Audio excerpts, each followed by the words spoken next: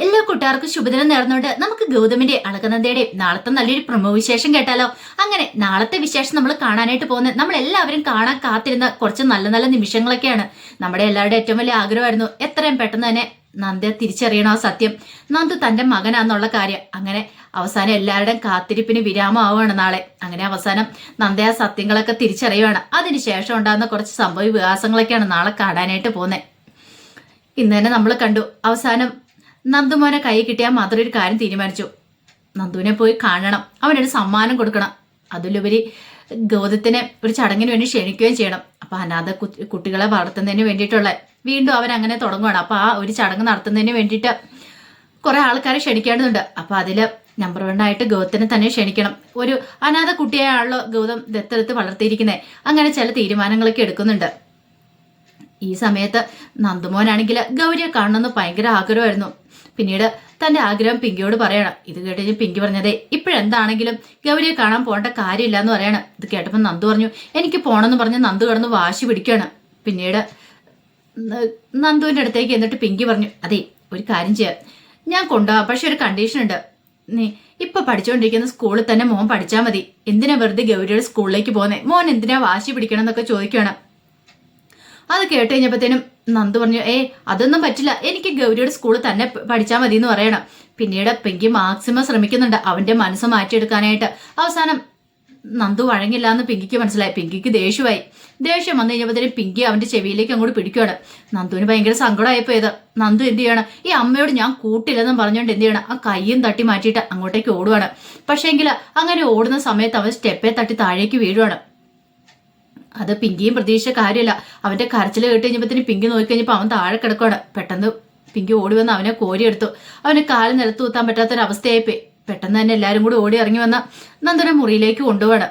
പിങ്കിക്ക് എന്ത് ചെയ്യണമെന്ന് അറിയത്തില്ല. താൻ കാരണമാണല്ലോ അവനിങ്ങനെ അവസ്ഥ വന്നേന്നായി. അവന് കാലുവേദന എടുത്തിട്ട് അവനിന്ന് കരയാൻ തുടങ്ങുകയാണ്.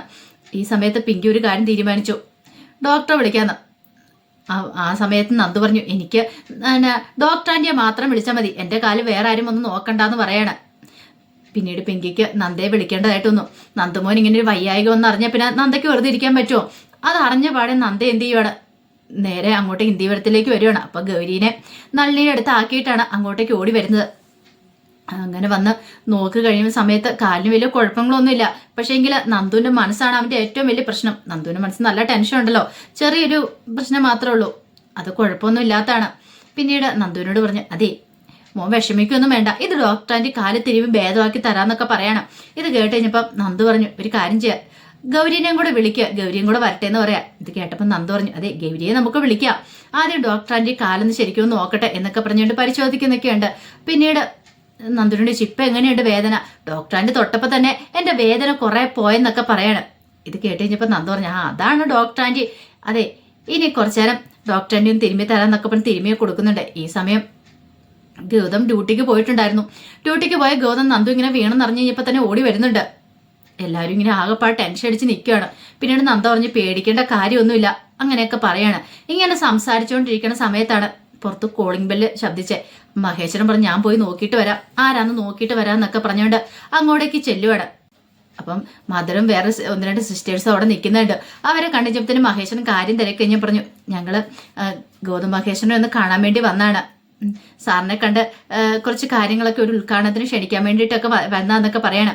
പിന്നീട് പറഞ്ഞു, അതെ ഇവിടുത്തെ മോനെ ഞങ്ങളുടെ ഓർഫനേജിൽ നിന്നാണ് അന്ന് സാർ ദത്തെടുത്തതെന്നൊക്കെ പറയാം. ആഹാ അത് കൊള്ളാലോന്നൊക്കെ പറയണം. അതെ ഇപ്പോൾ ആണെങ്കിൽ ഗൗതം ഇങ്ങോട്ടേക്ക് വന്നിട്ടുണ്ടെന്ന് പറയണം. അവന് നന്ദുവിന് ചെറിയൊരു വീണിട്ട് ചെറിയൊരു കാലിനൊരു വയ്യായിക വന്നു. അപ്പൊ അതുകൊണ്ട് അവൻ അകത്താണ്, ഒരു കാര്യം ചെയ്യാം അകത്തേക്ക് പോരെ, അവനെ വന്ന് കണ്ടോളാൻ പറയണം. അങ്ങനെ രണ്ടുപേരും കൂടെ അകത്തേക്ക് കയറി ചെന്നപ്പോൾ നന്ദുമോൻ ഇങ്ങനെ കിടത്തിരിക്കണം. നന്ദുവിനെ കണ്ടു കഴിഞ്ഞപ്പോഴത്തേനും അവരിങ്ങനെ നോക്കി, അറിയുമോന്നൊക്കെ ചോദിച്ചാലും അവനൊന്നും അറിയത്തുണ്ടായിരുന്നില്ലല്ലോ. പിന്നീട് അവനോട് കുറച്ച് സമയമൊക്കെ സംസാരിക്കുന്നുണ്ട്. അതിനുശേഷം പോകുന്നതിന് മുമ്പ് തന്നെ ഗൗതത്തിനെ ക്ഷണിക്കുന്നുണ്ട്. ഞങ്ങളിങ്ങനെ വീണ്ടും ഇങ്ങനെ അനാഥ കുട്ടികളെ ഇങ്ങനെ എടുത്ത് വളർത്താനായിട്ട് തീരുമാനിച്ചിട്ടുണ്ട്. അന്ന് ഗൗതം സാർ ചെയ്തെന്ന് നല്ലൊരു പ്രവൃത്തിയാണ്. എന്താണെങ്കിലും ഇങ്ങനെ ഒരു മോനെ കൊണ്ടുവന്ന് നോക്കാണ്ട് സ്വന്തം മോനെ പോലെ കരുതാനായിട്ട് പറ്റിയല്ലോ എന്നൊക്കെ പറയണം. അങ്ങനെ അവർ പോകുന്ന സമയത്ത് പറഞ്ഞു, ഞാൻ ഇവന് വേണ്ടിയിട്ടൊരു സമ്മാനം കൂടെ കരുതിയിട്ടുണ്ട്. അന്ന് എൻ്റെ കയ്യിലേക്ക് ഇവനെ കിട്ടിക്കഴിഞ്ഞപ്പോൾ ഇവൻ്റെ ഒരു ഫോട്ടോ ഞാൻ എടുത്തു വെച്ചിട്ടുണ്ടെന്ന്, അത് ഞാൻ ഫ്രെയിം ചെയ്ത് കൊണ്ടുവന്നിട്ടുണ്ട്. അത് ഞാൻ ഇവന് കൊടുക്കാൻ വേണ്ടി കൊണ്ടുവന്ന ഗിഫ്റ്റാന്ന് പറയാണ്. അങ്ങനെ എന്ത് ചെയ്യാണ്, അത് അവന്റെ കയ്യിലേക്ക് കൊടുക്കുകയാണ്. അങ്ങനെ അവര് പോകാനായിട്ട് ഇറങ്ങി കഴിയുമ്പത്തിന് മഹേഷൻ പറഞ്ഞു ഞാൻ ഇവരെ അങ്ങോട്ട് വിട്ടുവരാന്ന് പറഞ്ഞിട്ട് മഹേഷൻ അങ്ങോട്ട് ഇറങ്ങുവാണ്. അങ്ങനെ ഇറങ്ങി അവരോട് സംസാരിച്ചുകൊണ്ടിരിക്കുകയാണ് പുറത്ത്. ഈ സമയത്ത് അവൻ എന്ത് ചെയ്യുവാണ്, നന്ദു ആ ഫോട്ടോ എടുത്ത് നോക്കുവാണ്. ഇങ്ങനെ ആ ഫോട്ടോ എടുത്ത് നോക്കിയിട്ട് പറഞ്ഞു ആഹാ ഇത് കൊള്ളാലോ, എന്റെ കുഞ്ഞിലെ ഫോട്ടോ അല്ലേ ഇതെന്നൊക്കെ ചോദിച്ചുകൊണ്ട് ഇങ്ങനെ നോക്കണം. ആ സമയം നന്ദ ഇത് നോക്കി. അപ്പൊ നന്ദ അടുത്തുണ്ടായിരുന്നു.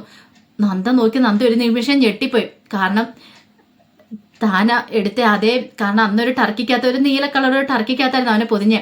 അതേ ടർക്കിക്കകത്ത് വെച്ച് തൻ്റെ മോന് ഒറ്റ തോടത്തിൽ നന്ദയ്ക്ക് മനസ്സിലായി ഇത് തൻ്റെ മരിച്ചു പോയെന്ന് കരുതി തൻ്റെ മോനാന്നുള്ള സത്യം.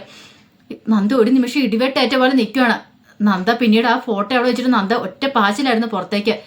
അപ്പോഴേക്കും പിങ്കി അതെടുത്ത് നോക്കി. പിങ്കി ഞെട്ടിപ്പോയി. പിങ്കിക്ക് അവനെ കണ്ടപ്പോൾ തന്നെ മനസ്സിലായി. ആ സമയത്ത് അവർ പോകാൻ വേണ്ടി അങ്ങോട്ട് തുടങ്ങുന്ന സമയത്ത് നന്ദ പറഞ്ഞു 1 മിനിറ്റ് അവിടെ നിൽക്കാൻ വേണ്ടി പറയാണ്. അങ്ങനെ അവർ നിന്ന് കഴിഞ്ഞാൽ മഹേഷൻ ചോദിച്ചു എന്താ മോളെ എന്താ കാര്യം എന്നൊക്കെ ചോദിക്കുകയാണ്. പിന്നീട് നന്ദി ചോദിച്ചു സത്യം പറ നിങ്ങൾക്ക് ഇവനെ എവിടെ നിന്നാ കിട്ടിയെന്ന് ചോദിക്കുകയാണ്. ഇത് കേട്ട് കഴിഞ്ഞപ്പോഴത്തേനും അവർ പറഞ്ഞു അല്ല എന്താ മോളെ എന്താ അങ്ങനെ ചോദിച്ചതെന്ന് ചോദിക്കുക. അത് എൻ്റെ മോനാന്ന് പറയണം. നിങ്ങൾ മോനെ എന്താ എനിക്കൊന്നും മനസ്സിലാകുന്നില്ലെന്ന് പറയണം. പിന്നീടാണ് അവരെ കാര്യം പറയുന്നത്. അവരാ ബസ് അപകടം ഉണ്ടായ ദിവസം പുല്ലരിയാൻ പോയ 2 പേരാണ് ഈ കുഞ്ഞവിടെ കിടക്കുന്നതുണ്ട്. ആരെങ്കിലും കൊണ്ട് ഉപേക്ഷിച്ചാന്ന് കരുതിയിട്ട് എൻ്റെ കയ്യിലേക്ക് കൊണ്ട തന്നാണ്. എൻ്റെ കയ്യിൽ അവന് ആദ്യമായിട്ട് കിട്ടുന്നത്. പിന്നീട് അന്ന് എനിക്കെന്തോ ഒരു ഫോട്ടോ എടുത്ത് വെക്കാൻ തോന്നിയായിരുന്നു അവൻ്റെ എന്ന് പറയാണ്. ഇത് കേട്ട് കഴിഞ്ഞപ്പോഴത്തേനും നന്ദയ്ക്ക് വല്ലാത്തൊരു ടെൻഷനായിപ്പോയി. അപ്പോഴേക്കും ഗൗതമും അവരെല്ലാവരും കൂടെ അങ്ങോട്ടേക്ക് ഓടി ഇറങ്ങി വരുവാണ്. അവരും കേട്ട് ഈ കാര്യങ്ങളൊക്കെ പറയണ തന്നെ. പെട്ടെന്ന് തന്നെ മഹേശ്വരൻ പറഞ്ഞു അതെ ആ കുഞ്ഞ് ആരുടെയാണെന്നറിയാവോ, ഇതേ ഈ നന്ദയുടെയാന്ന് പറയണേ. നന്ദയുടെ അതെ കുഞ്ഞിന്റെ അമ്മ നന്ദയാന്ന് പറയണം. ഇത് കേട്ട് കഴിഞ്ഞപ്പോഴത്തേനും അവരും ഒരു നിമിഷം ഞെട്ടിപ്പോയി. അവരും പ്രതീക്ഷിച്ച കാര്യമായിരുന്നില്ലത്. പെട്ടെന്ന് നന്ദയ്ക്കാണ് ഇങ്ങനെ തല ഇറങ്ങുന്ന പോലെ തോന്നി. നന്ദ ഇങ്ങനെ ബോധം കെട്ട് വീഴാൻ തുടങ്ങുമ്പോഴത്തേനും മഹേശ്വരൻ ചാടി കയറി പിടിക്കണം. പെട്ടെന്ന് ഗൗതമൊക്കെ വന്ന് നന്ദേനെ അവിടെ പിടിച്ചെടുത്താണ്. കാരണം അപ്രതീക്ഷിതമായിട്ടൊരു കാര്യമായിരുന്നല്ലോ. മരിച്ചെന്ന് കഴിയ കുഞ്ഞ് ഇപ്പൊ തിരിച്ചു വന്നിരിക്കുന്നു, അതും നന്ദുമോനായിട്ട്. അത് വിശ്വസിക്കാൻ പറ്റുന്നതല്ല അപ്പുറമായിരുന്നു നന്ദയ്ക്കെന്നല്ല ഇന്ത്യവരത്തിൽ ആർക്കും വിശ്വസിക്കാൻ പറ്റുന്നുണ്ടായിരുന്നില്ല. അന്ന് ആ ഒരു ഫോട്ടോ എടുത്തു വെച്ചോണ്ട് അത് കണ്ടു കഴിഞ്ഞപ്പോൾ തന്നെ അവർക്കെല്ലാം കാര്യങ്ങൾ മനസ്സിലായി. അത് മാത്രമല്ല അന്നത്തെ ദിവസമാണ് ആ ബസ് അപകടം ഉണ്ടായ ദിവസമാണ് മോനെ കിട്ടിയെന്നും കൂടെ പറഞ്ഞു കഴിഞ്ഞപ്പോൾ തന്നെ അവർക്ക് കാര്യം ഉറപ്പായി. അത് ഇവിടുത്തെ കുട്ടിയാണ്, ഇന്ത്യവരത്തിലെ കുട്ടിയാണ്. പിന്നീട് മദർ പറഞ്ഞു ശരിക്കും പറഞ്ഞാൽ ഇത് ദൈവത്തിന്റെ ഒരു അത്ഭുതം തന്നെ പറയേണ്ടിയിരിക്കുന്നു. എവിടെയാണോ അവൻ എത്തിച്ചേരേണ്ടിയിരുന്നത് അവിടെ തന്നെ എത്തിച്ചേരേണ്ടിയിരിക്കുന്നു. എൻ്റെ ജീവിതത്തിൽ ഇങ്ങനെ ഒരു അനുഭവം ആദ്യത്തെയാന്ന് പറയണം. ഗൗതം പറഞ്ഞ് എങ്ങനെ നന്ദി പറയണമെന്ന് അറിയത്തില്ല മദറിനോട്. പിന്നീട് അവർ കുറെ സമയം കൂടെ സംസാരിച്ചിരുന്നതിന് ശേഷം പോവുകയാണ്. പക്ഷേങ്കിൽ പിന്നീട് നന്ദ ഓടി അകത്തേക്ക് ചെല്ലുവാണ്. അകത്തേക്ക് എന്നിട്ട് നന്ദുമോനെ കെട്ടിപ്പിടിച്ച് കരയണം. നന്ദുവിന് ആദ്യമൊന്നും കാര്യം മനസ്സിലായില്ല എന്താ സംഭവം. പിങ്കി ഇടിവേട്ടേറ്റ പോലെ നിൽക്കുകയാണ്. പിങ്കിക്കും എന്ത് ചെയ്യണമെന്ന് അറിയത്തില്ല. ഇങ്ങനെ ഒരു ടിസ്റ്റ് ആരും പ്രതീക്ഷിച്ച കാര്യമായിരുന്നില്ലല്ലോ. പിങ്കിക്ക് ഒരു കാര്യം മനസ്സിലായി, താൻ പ്രസവിച്ച മോനാണ് നന്ദു എന്നുള്ളത്. പക്ഷെ അതിന്റെ അവകാശം നന്ദയാണല്ലോ. അങ്ങനെ പിങ്കിയും വല്ലാത്തൊരവസ്ഥ നിൽക്കുകയാണ്. എല്ലാവർക്കും ഒരു സത്യം മനസ്സിലായി, നന്ദു ഈ കുടുംബത്തിലാണ്. പക്ഷെ ലക്ഷ്മിയമ്മയാണെങ്കിലും മഹേശനാണ് ഒരു കാര്യം പറഞ്ഞിട്ടുണ്ടായിരുന്നു, നന്ദു തിരിച്ചു വരും. നന്ദു എന്ന് പറഞ്ഞാൽ അഭിമന്യു തിരിച്ചു വരുവാണെങ്കിൽ നന്ദേനെ ഈ വീട്ടിലെ അംഗമായിട്ട് അംഗീകരിക്കാന്നുള്ളത്.